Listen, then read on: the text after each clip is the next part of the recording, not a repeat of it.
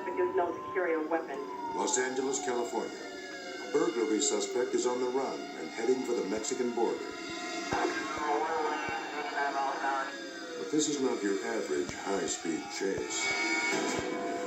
54, Roger, advisor, maybe in the vehicle. The driver has kidnapped his 1-year-old son and is holding him hostage.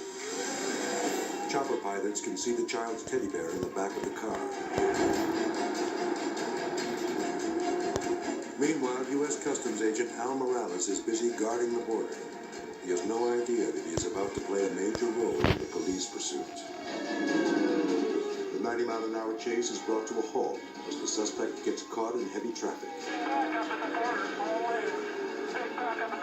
But he maneuvers around the other cars on the shoulder of the road. Fearing for the baby's safety, officers can only follow along as the suspect weaves dangerously in and out of traffic.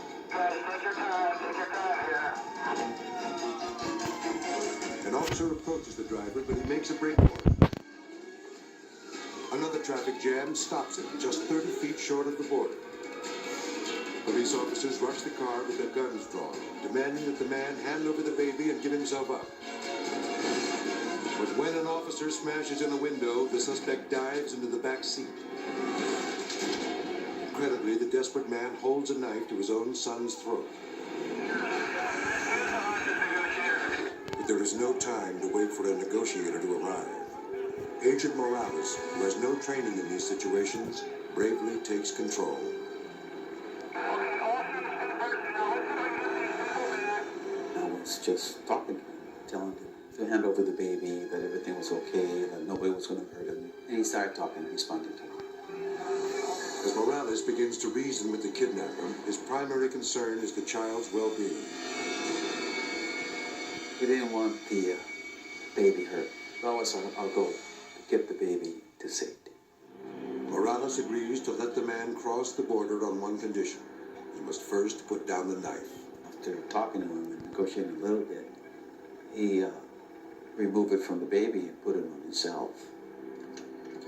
The car door opens and the man emerges, using his son as a human shield.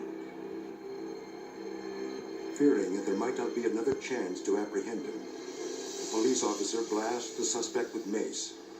Fortunately, it misses the baby. But the kidnapper panics. Morales moves closer. The suspect is once again convinced to leave his vehicle.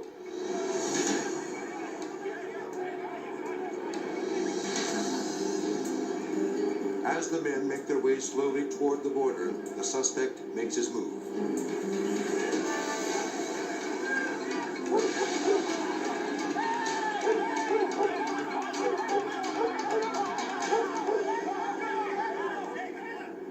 Watching again, we can see that a second shot of mace enables Morales to grab the child.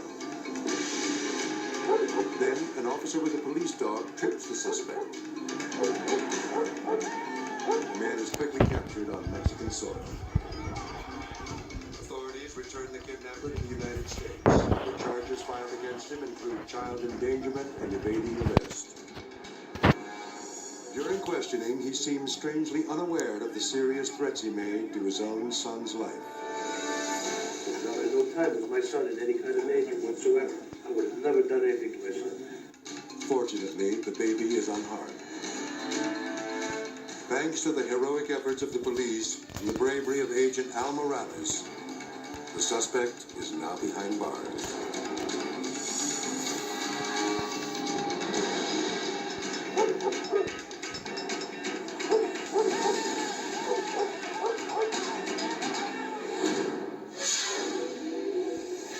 Southern California.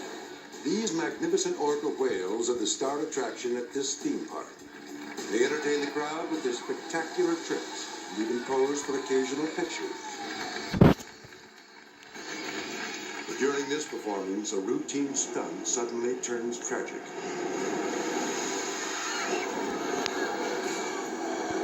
Take a closer look. You can see a trainer riding one of the enormous beasts.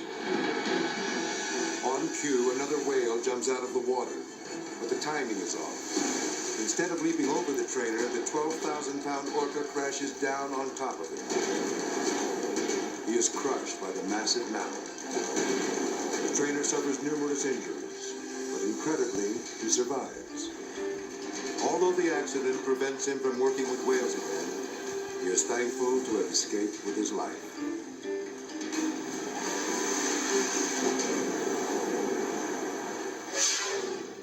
A plane turns to make its final approach for landing.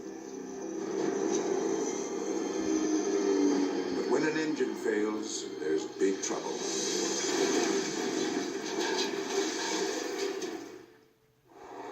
Farnborough, England. Thousands of spectators have gathered to watch some brand new planes perform in this air show. These cargo planes are demonstrating their specialty, short runway landings. Brad Fowles is the co-pilot on one of the planes. Everything is working fine at this point. In fact, the show is moving along very, very smoothly for us. Fowles' plane takes off and entertains the crowd with a dazzling display. Until it turns and prepares to land. The plane suddenly encounters a strong tailwind and speeds out of control. Pilot Bill Loverseat tries to slow down, but one of the propellers is jammed.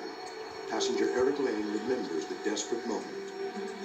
Loverseat said to Fowles, "The controls are not reacting." The crew faces a no-win situation.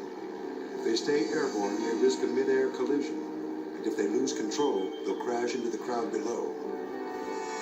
There just was not enough altitude remaining for the aircraft to recover. We were coming down at a hell of a rate. It was going to crash. It was really quite apparent that we were all going to be killed.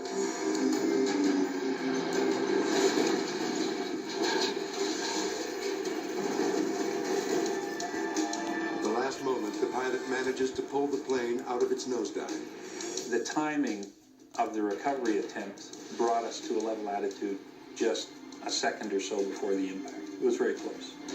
Disaster cannot be averted. The plane crashes into the runway and bursts into flames.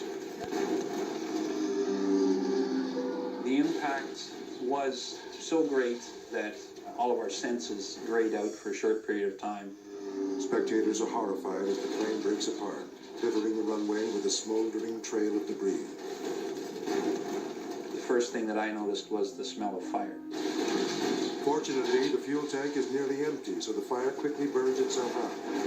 But the men are trapped inside the wreckage, and no one knows if they are alive or dead. Emergency teams race to the crash site, prepared for the worst.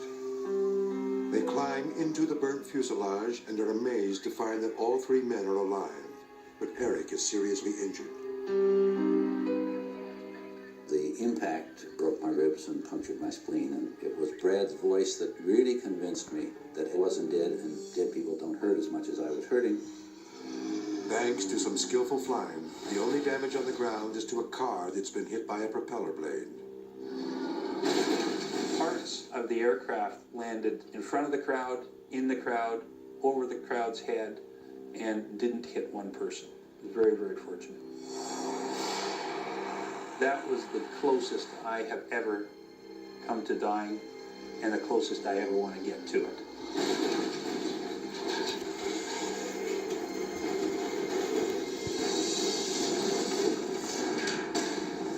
Next up, a state trooper is the victim of a hit-and-run driver.